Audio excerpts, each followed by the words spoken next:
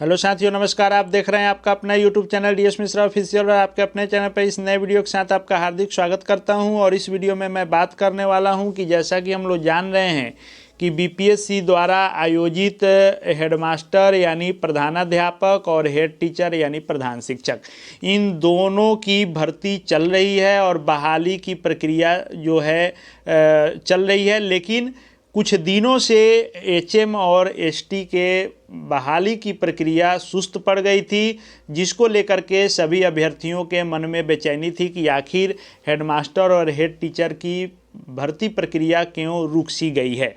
लेकिन फिर से एकाएक प्रक्रिया शुरू हो गई है और इस संदर्भ में आप जान रहे हैं कि हेड टीचर प्रधान शिक्षकों से उनके जिला आवंटन के लिए विकल्प ले लिए गए हैं। 2 बार काउंसलिंग हो चुकी है और तीसरी बार की रिकाउंसलिंग के लिए 10 फरवरी का डेट निर्धारित कर दिया गया है। लेकिन फिर हेडमास्टर को लेकर के लोगों के मन में संशय था कि आखिर प्रधानाध्यापक की बहाली क्या बाद में होगी, क्योंकि इसका एक बार मात्र काउंसलिंग हुआ और न रिकाउंसलिंग हुई और न पोस्टिंग के लिए विकल्प लिए गए। लेकिन अब जो लेटेस्ट अपडेट है वह है कि प्रधानाध्यापक के संदर्भ में यह पत्र जो जारी हुआ है, इसके अनुसार रिकाउंसलिंग की तिथि भी निर्धारित हो चुकी है और साथ ही आप सबों की पोस्टिंग के लिए जो चॉइस लेने की प्रक्रिया है वो भी शुरू हो चुकी है। तो इस वीडियो में हम लोग रिकाउंसलिंग के संदर्भ में क्या निर्देश है और पोस्टिंग के लिए विकल्प कब से कब तक और कैसे देना है, इन सब के संदर्भ में हम लोग देखने जानने वाले हैं। तो वीडियो आपके लिए खास है, अंत तक मेरे साथ बने रहेंगे। और यदि चैनल से अब तक नहीं जुड़े होंगे तो चैनल को सब्सक्राइब करके बेल आइकन को प्रेस कर लेंगे, ताकि आगे भी प्रधान शिक्षक प्रधानाध्यापक से जुड़ी हर महत्वपूर्ण वीडियो आप देखते रहें।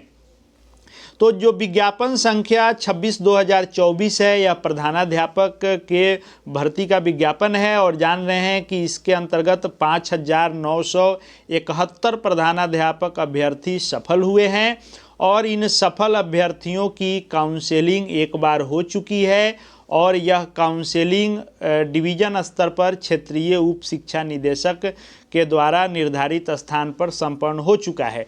लेकिन जिन अभ्यर्थियों का काउंसलिंग किसी कारण से नहीं हो सका, अपूर्ण रह गया, डाउटफुल रह गया या अनुपस्थित रह गए, उनके लिए 11 फरवरी को फिर से रिकाउंसलिंग का निर्देश दिया गया है और वे संबंधित प्रमंडल में जाकर के फिर से रिकाउंसलिंग कराएंगे। यानी आप वर्तमान में जहां पोस्टेड हैं उसके प्रमंडल में पिछले बार भी जहां आपका हुआ था वहां आपकी रिकाउंसलिंग होगी। कब होगी? तो 11 फरवरी को।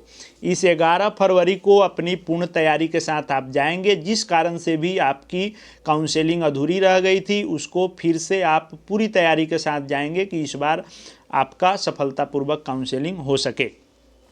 उसके बाद जैसे प्रधान शिक्षकों से विकल्प ले लिया गया था पोस्टिंग को लेकर के और प्रधानाध्यापक का बाकी था, तो अब प्रधानाध्यापकों के पोस्टिंग के लिए, चूंकि प्रधान शिक्षक जिला संवर्ग का है और प्रधानाध्यापक प्रमंडल संवर्ग का है, तो प्रमंडल आवंटन हेतु प्रत्येक अभ्यर्थी से, यानी जितने भी प्रधानाध्यापक में सफल अभ्यर्थी हैं उनसे अधिकतम 3 प्रमंडल या 3 जिला का नाम विकल्प के रूप में प्राप्त करने का निर्णय लिया गया है।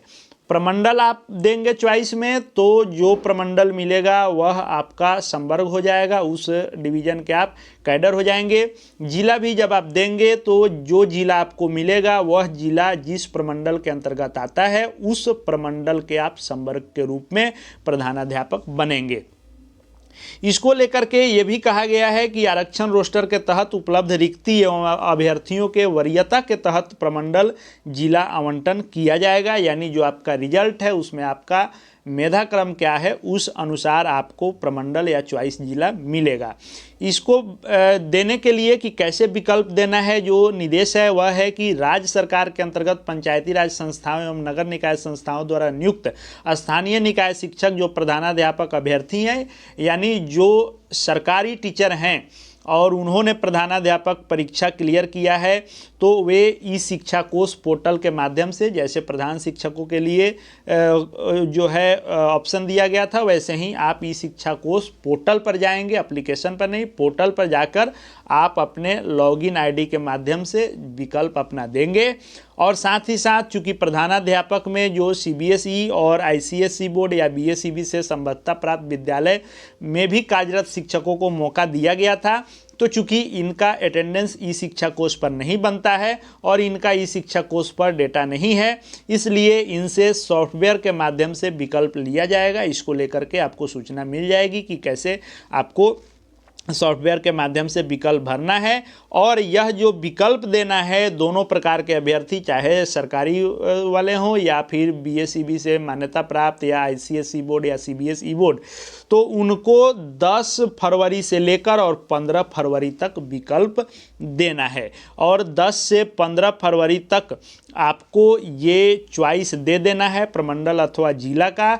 उसके बाद आपको वह आवंटन होगा पोस्टिंग के लिए, उसके बाद आगे की प्रक्रिया होगी। इसको लेकर के जो आदेशित किया गया है कि 10 से 15 फरवरी इस बीच में आप निश्चित रूप से अपना विकल्प दे देंगे।